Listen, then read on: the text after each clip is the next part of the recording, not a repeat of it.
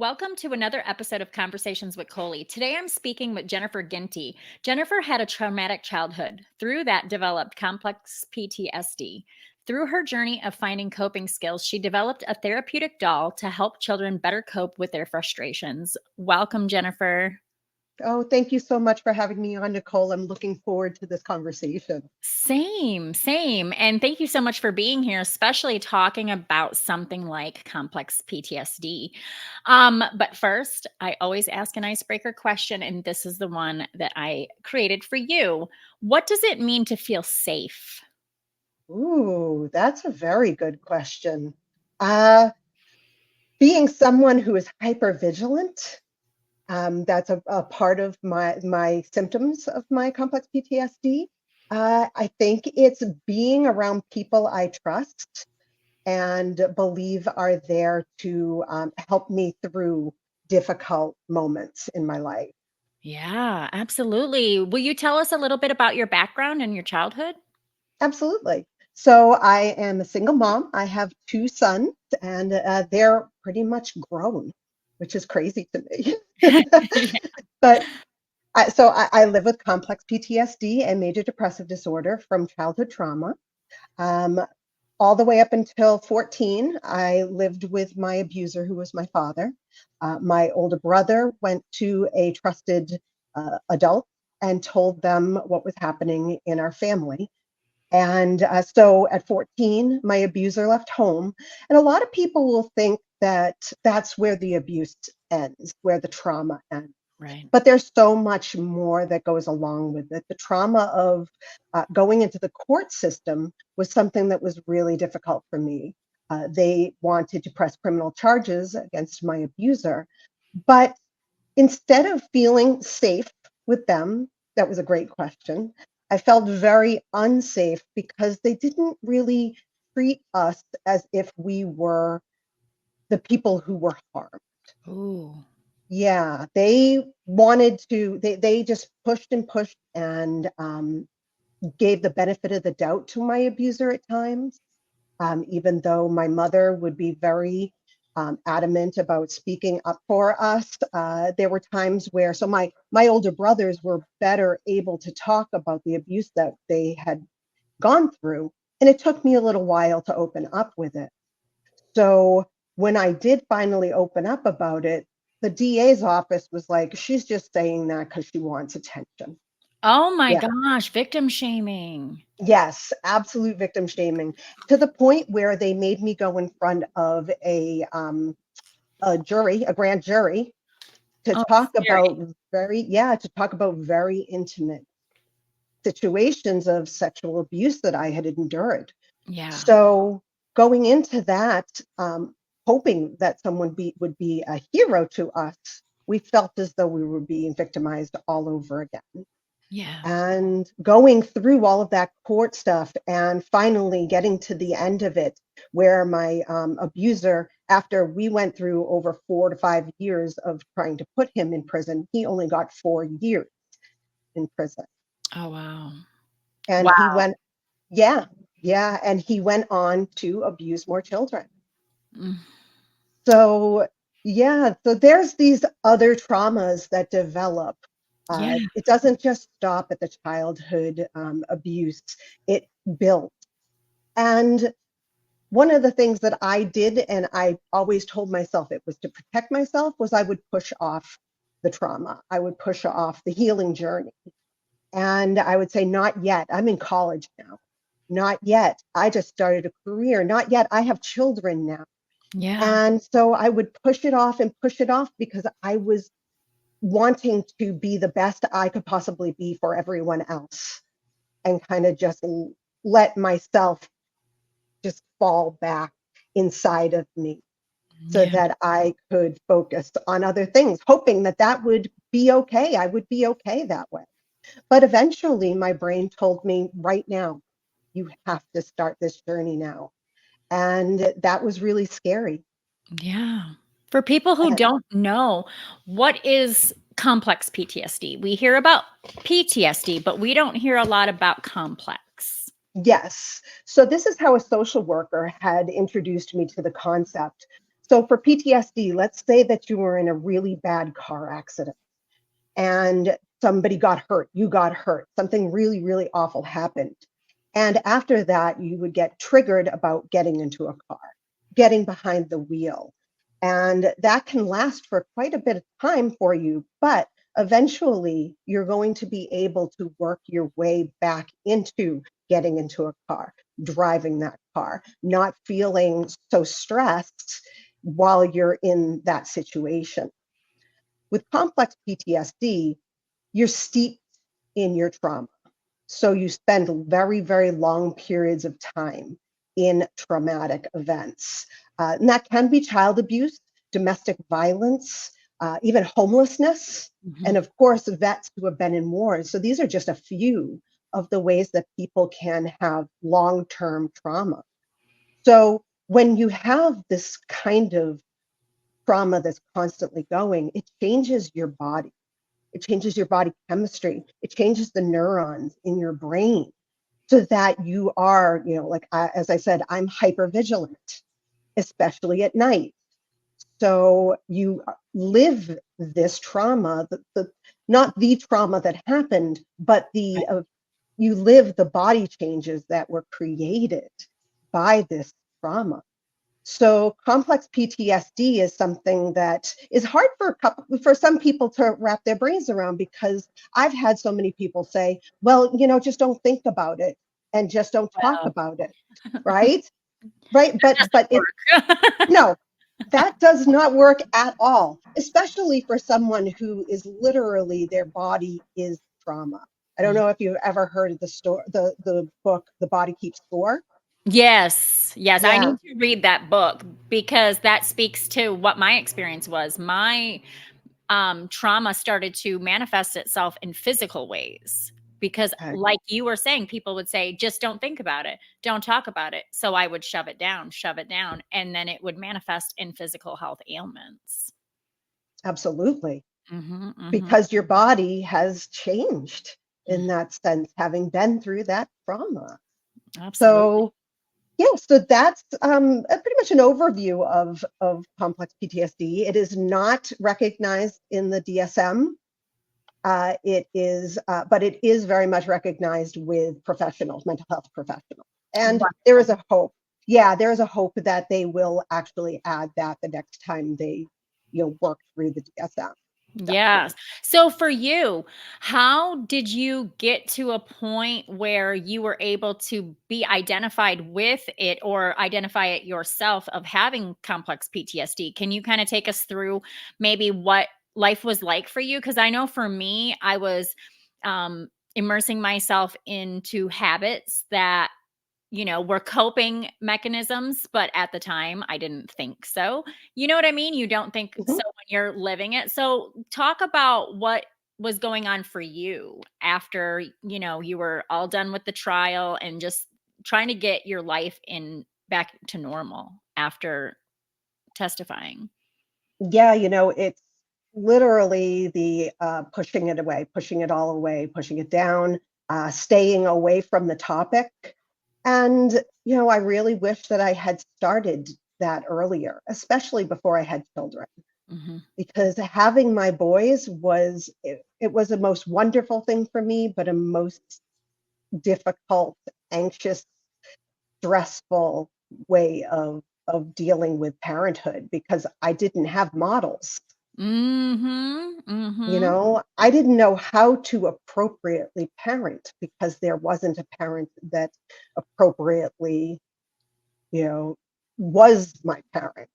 Yeah. So it was definitely hard because my youngest, I'm sorry, my oldest, he had a lot of behavioral problems, and when he was a baby, he had a lot of physical issues and colic and stomach issues, and he barely slept. And he was also behaviorally, he could be violent. Mm. And it was very triggering for me. I thought, is my child abusing me? Oh, yeah. Right?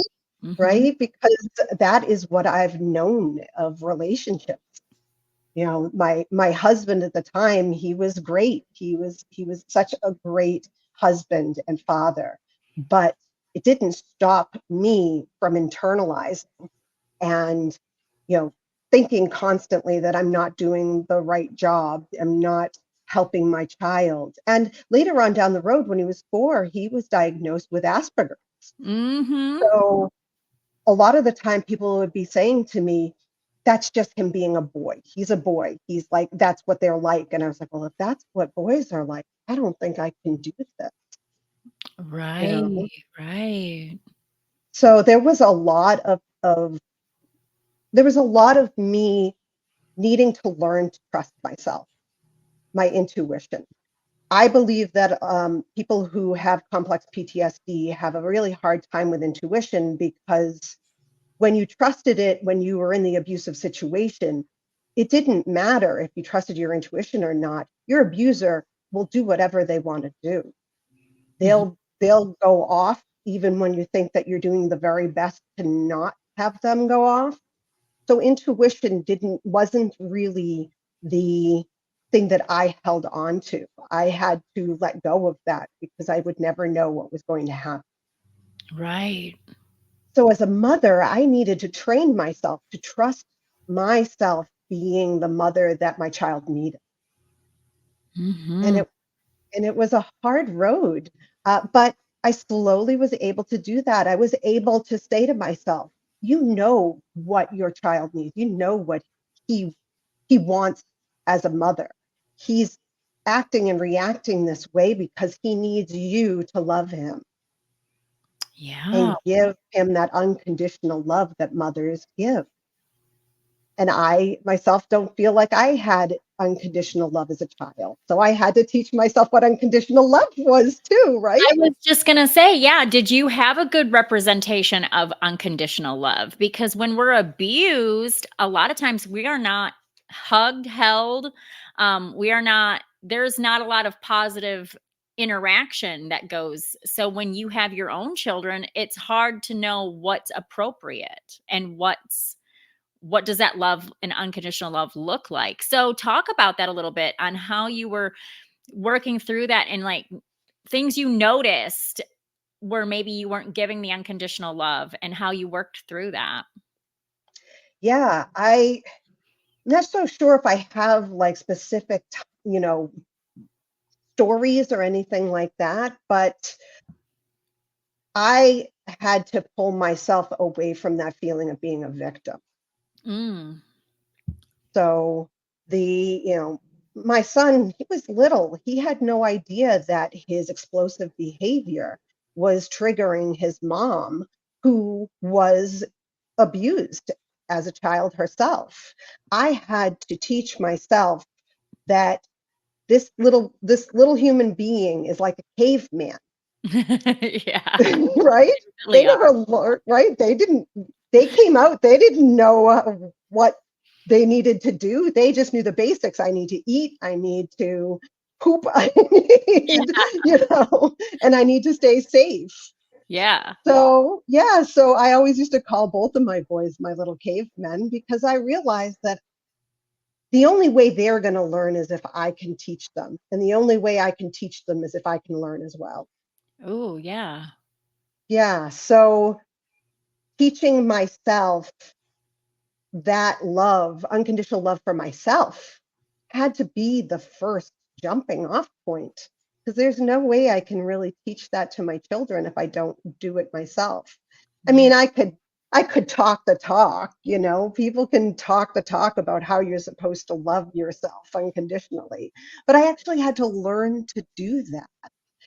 And I think by giving myself the chance to love myself unconditionally, that's when the intuition really came in, when I was able to know this is the correct way to parent my children. Yeah. Awesome. So, talk about how that inspired you to create dolls for kids with frustrations. Yes. So one day I was in a therapeutic group and I was really frustrated with my own symptoms. And I said to the group, I was like, I wish I had a monster that I could just rip apart, throw across the room, bang against the wall. And people in the group were like, yeah, you should have that. So yeah, so I was like, okay. So driving home and I'm like, I need my own monster. How am I going to get my own monster? And I'm not a seamstress. I'm not a tailor. I mean, I had a sewing machine that I tried to make quilts at one point, but I put together this plush monster, and the monster has Velcro arms, legs, and head, so that Oh, I actually could rip them apart. yes. Yeah, so I named my first monster PTSD Pete for me. So I started using Pete and really started getting into this feeling of, wow, this is so much safer to get out these frustrations than sitting there and letting them grow and letting them take over. Mhm. And so I thought, if this can help me, then maybe this can help others, and especially children, because children don't have the knowledge, they don't have the vocabulary of emotions. Yeah. And I don't know about you, but especially in my generation, I feel like we were always told to not show our feelings, not talk about them. Up. Suck it up. Right. Mhm. Don't be an angry girl. Don't upset your grandmother with your sadness. Don't make people uncomfortable with your emotions. And in order for our children to grow emotionally into like emotionally intelligent adults, they need to be able to have coping skills. They need to be able to feel safe showing all of their emotions, whether they be positive or more difficult emotions, because all emotions are valid. It's Mhm. just how we learn to cope with them. Yeah. So yeah, I went to the SBA, and this was 2020, January 2020, right before COVID hit. Oh, Went wow. to the Yeah, I went to the SBA, and she's like, you really should get in touch with, and we have a entrepreneurial nonprofit in our area. So they do accelerated programs, and I signed up to, interview for the accelerated program for the summer, and I got in, and it was great because everybody was in lockdown. I had all the time in the world to get online with the cohort and figure all the stuff out that we needed to figure out ourselves as entrepreneurs. And that's where I developed my Moody Monster. So Pete became Moody. Ah. Yeah, and I've been 4 years in the development, and it took a long time to get through prototyping to find the stickiest Velcro I could find, the softest doll I could make, and did some testing with parents and with teachers and therapists. And Moody's been really great helping the communication open up when talking about emotions and difficult feelings that we all have. Moody's been great for parents to be able to help their children to have that safe space to get out that emotion. But the best part about getting Moody is putting them back together again after you've ripped them apart. Because then you can sit down with a child and say, what happened? What can we do next time to, better cope with this frustration that you have? So really the ripping apart is great, but it's jumping off point for parents and caregivers to talk with kids about their emotions and how they cope with them. Yes. I don't think we give kids enough credit that after they're done with the frustration, they can kind of critically think about what put them there and help we can help them work it out through communicating instead of getting so frustrated ourselves. Because we always want to put kids in a box. Just behave. Do what you're told. Do as I say, not as I do. And all those little things that we learned growing up. Just conform, just listen, just be quiet when you're supposed to be quiet. Adults talk, kids listen, all that stuff. And it's just not realistic. We kids feel intense emotion and sometimes they don't know how to outlet it, especially kids with autism.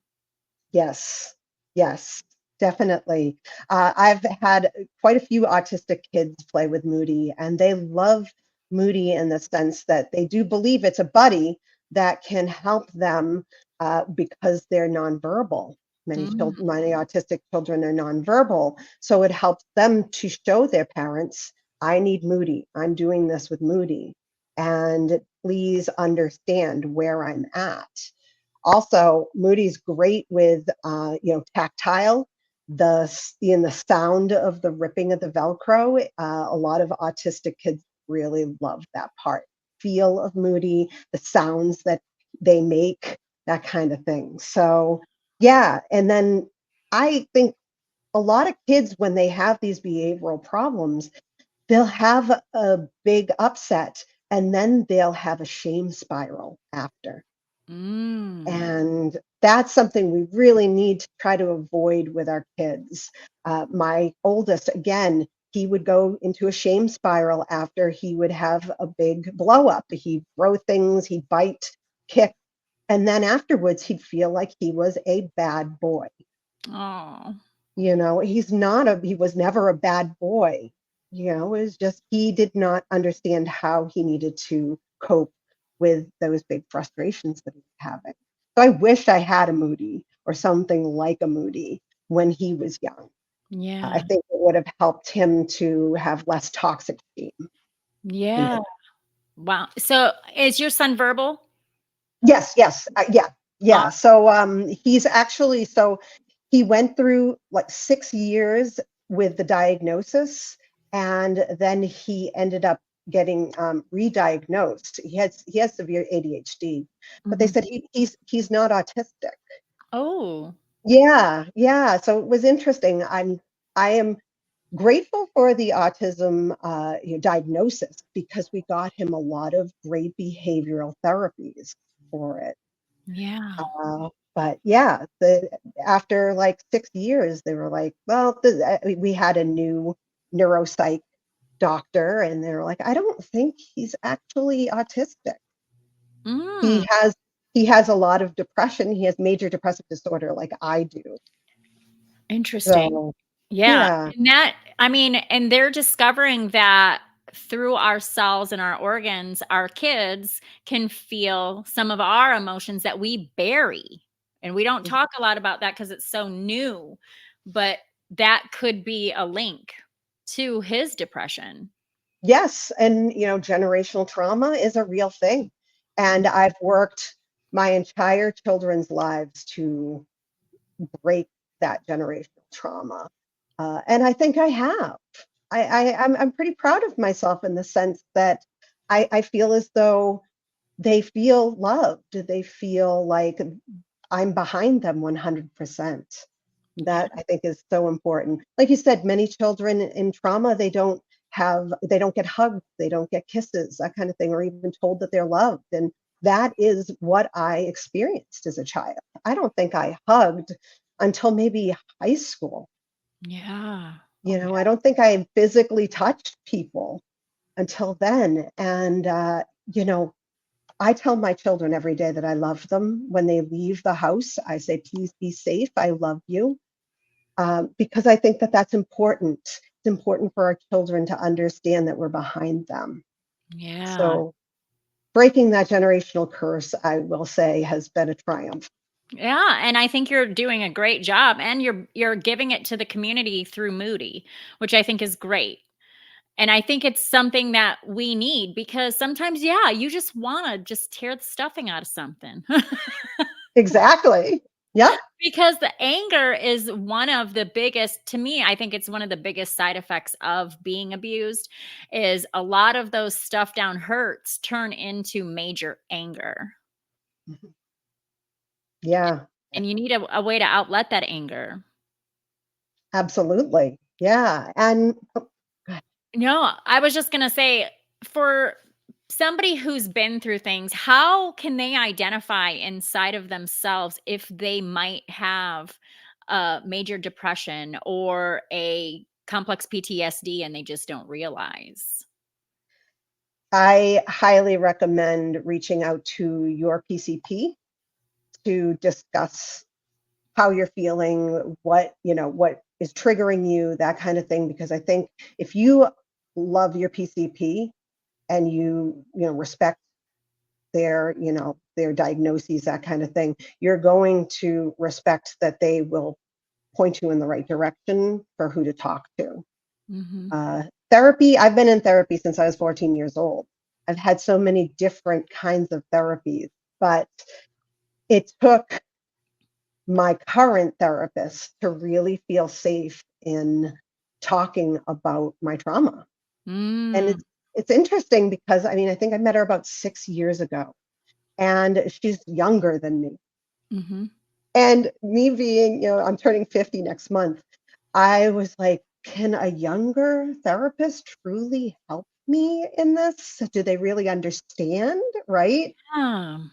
But she's amazing. And I think the best reason to see a younger therapist is because they've learned so many new modalities, different therapies that are new to the community, specifically towards diagnoses like PTSD.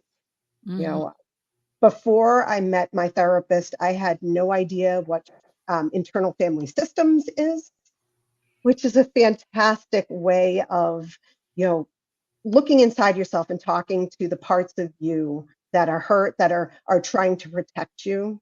Mhm. And also, she's been doing EMDR with me, which is a whole other modality that focuses on changing brain waves, changing neurons in your system so that I can be less hyper focused and hyper vigilant in my regular everyday life.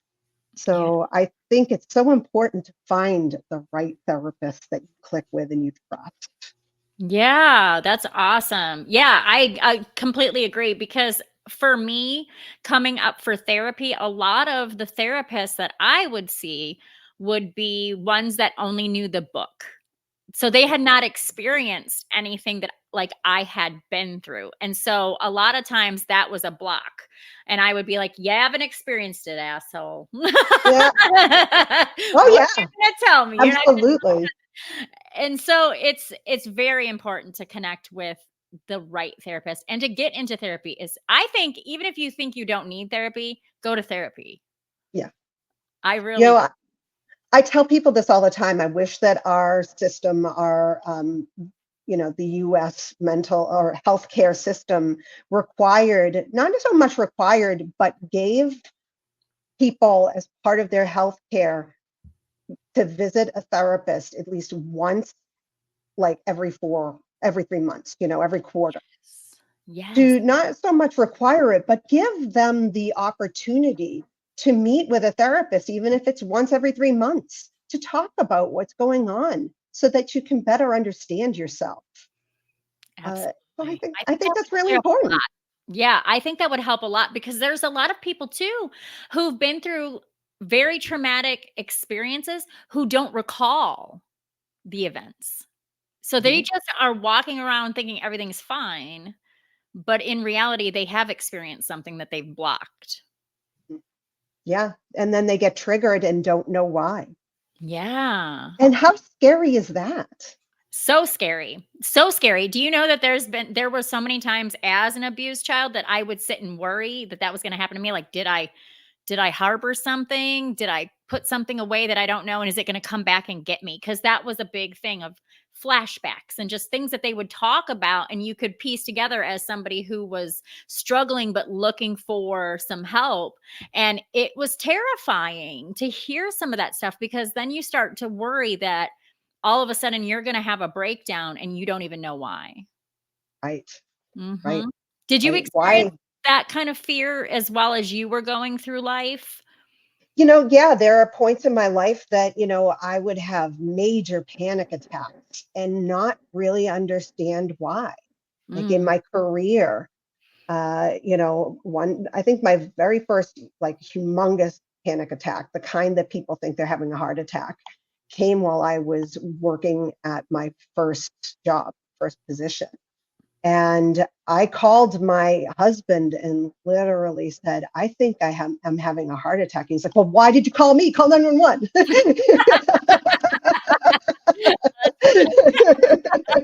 He's like, if you're having a heart attack, what are you doing? So, but actually talking to him made me settle down a little bit and, realize, no, my heart is going a million miles an hour because I've been triggered by something. Yeah. And I have to remember this experience and how it happened. And I still was not working through my healing journey. This was all still being pushed away. I didn't start this journey until I was in my 40s. Oh, wow. Wow. Yeah, So yeah, you were just moving through life, trying to yeah, ignore it. yeah. Wow. And so in the fact that you found healing, do you regret waiting so long, or are you glad that you waited? No, I regret it. I do regret it. I would absolutely tell anyone who is younger and who is considering motherhood or fatherhood, that kind of thing, to definitely take some time, talk with a therapist, even if you don't feel you have a story. But Mhm. if you are experiencing triggers and fears, anxiety, and stress on a level that doesn't seem appropriate, I highly recommend talking to a therapist and finding what what modalities you may need to be able to help you to better cope. Yeah. I like the way you said that, that it's doesn't seem appropriate to the situation. If you're having all these fears and anxieties because yeah, I've had times where I've had a major panic attack for what I felt was like no reason. And Mhm, it took a lot to go, wait a minute, this has got to be something that I'm harboring within myself. mhm. Yeah, Wow. That and is and powerful.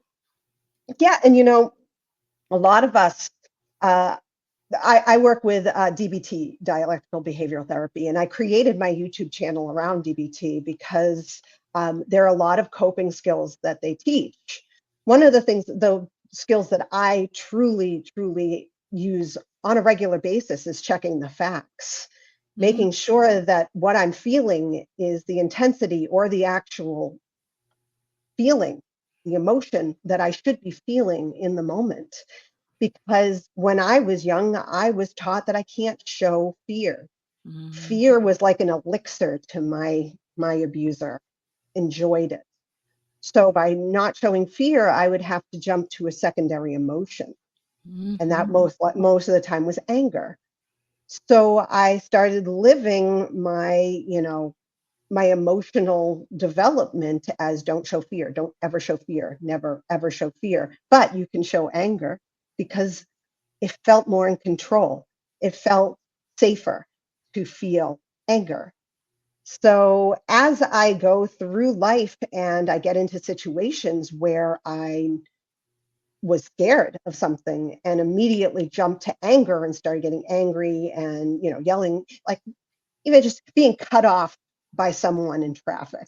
yeah, Maybe it scared you because they did it right away and you were so afraid that you were going to hit them. That's fear, the appropriate emotion. But I would immediately turn to anger and start yelling and being upset in that sense because it was safer to me, yes, right? yes. I think that a lot of people, and maybe I don't hope not to step on anyone's toes, but I think a lot of people diagnosed with bipolar really could look at, are you harboring anger and you weren't allowed to show fear or something like that, so it outlets as anger and it appears to be bipolar, if that Yeah, makes any sense. But that what you just said, it speaks to a lot of behavior I've witnessed from people who are in a situation that's startling and they go automatically to yelling, screaming, and showing this intense, angry side.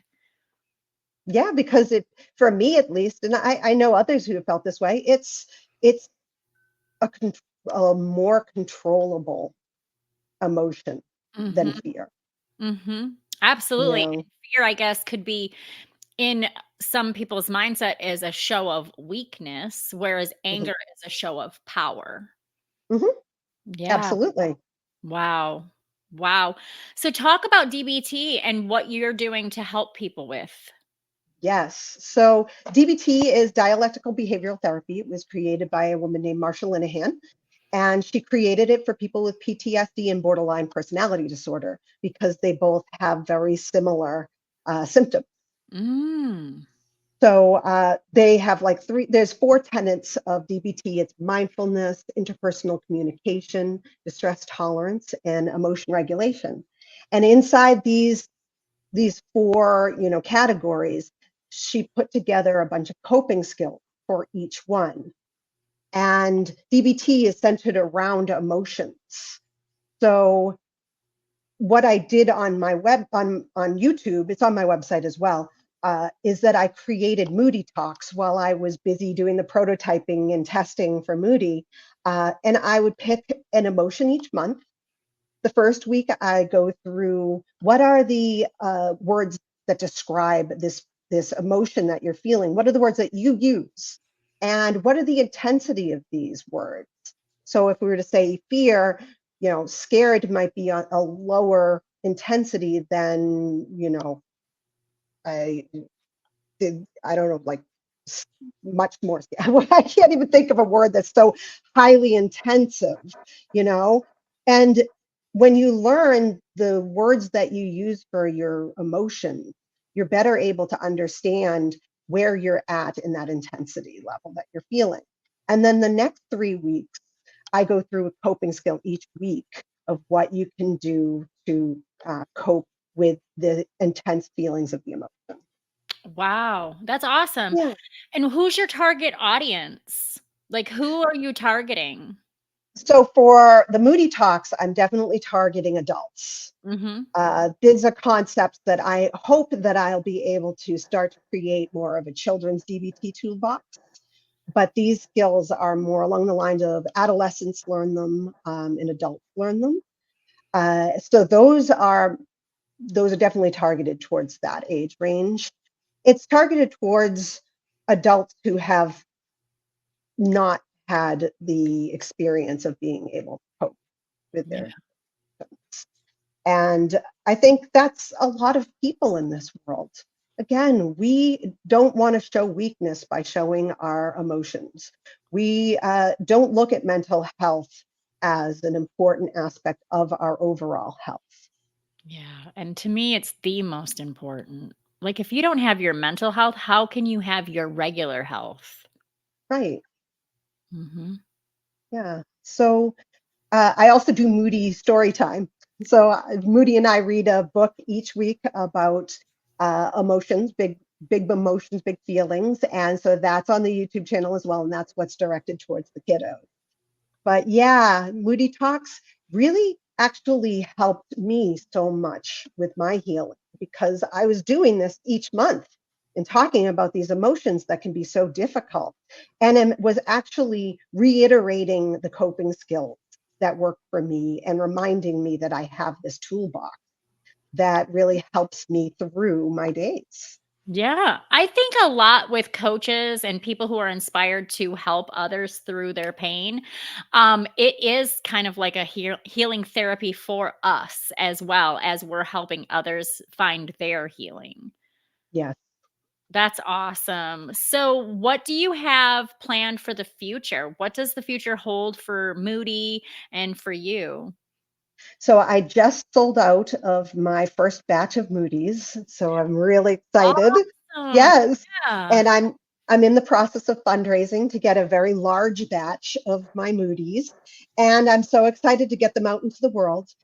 My social mission is that I want to give of each order that I get, I want to give a percentage to first responders, social workers, and medical treatment centers to help with kids who are in trauma. I mean, kids who have been in house fires or kids who are going to foster care. They don't get anything. They get a bag to throw their clothes into, and that's all Yeah. they get.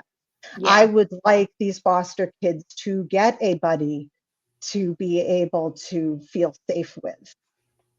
Yeah, So I mean, I think that's a great because I know in some states there's like blankets that are given to kids when they're picked up by the police for emergency situations and things like that, but how nice would it be if they were given a buddy?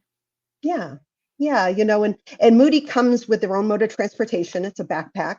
And I also put a coloring book in as well that talks about big feelings. So for a child who's in a traumatic moment, like a house fire, it's it it's good to have something that they can focus on outside of that trauma. So I know a lot of first responder groups, they give like teddy bears to Yeah. kids who are in trauma. And I would like Moody to be able to be there for those kids. And again, medical treatment centers, there are kids who are going through cancer treatments that are so painful and traumatic. To have them at, hospitals to give to these kids is very important to me. Yeah. Do you have an online store in case there's a parent out there that has an autistic kid that's like, "Hey, let me try Moody." Yes, yes. So it's mymoodymonster.com.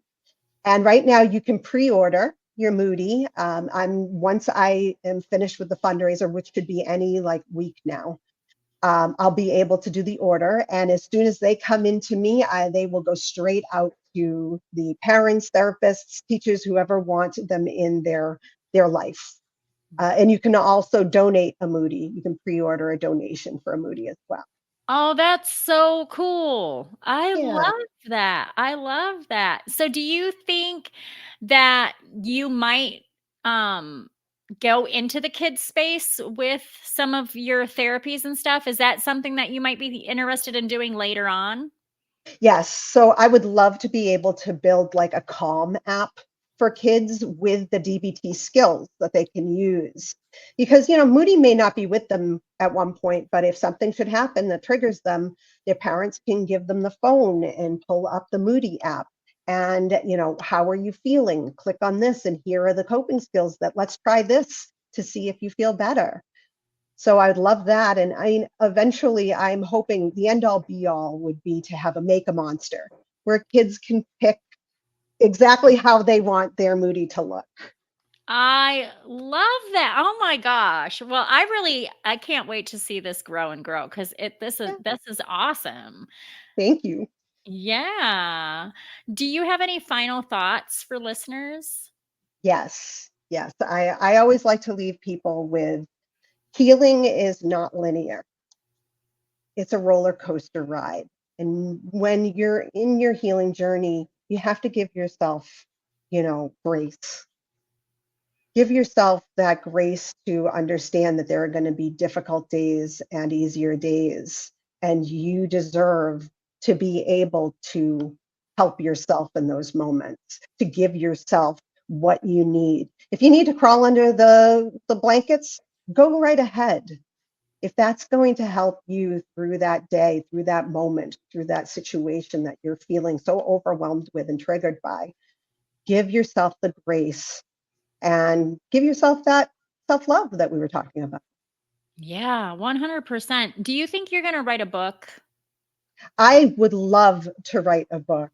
I actually have a friend who's a publisher, and she's like, "You have a story in you."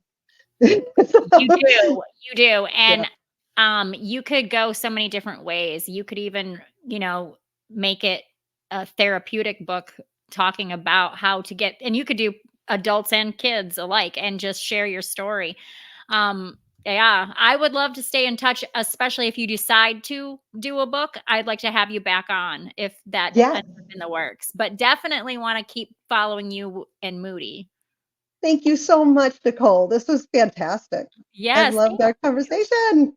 me too, and I feel like we don't hear enough about things like complex PTSD, and we don't give enough attention to it. We go, "Oh, it's just another, word," but it really is how people are feeling and experiencing life, and so for you to go above and beyond and create tools for people like me who's healing from it or my kids trying to heal from generational trauma, it makes me feel like the world's really going to turn into a better place thanks to people like you.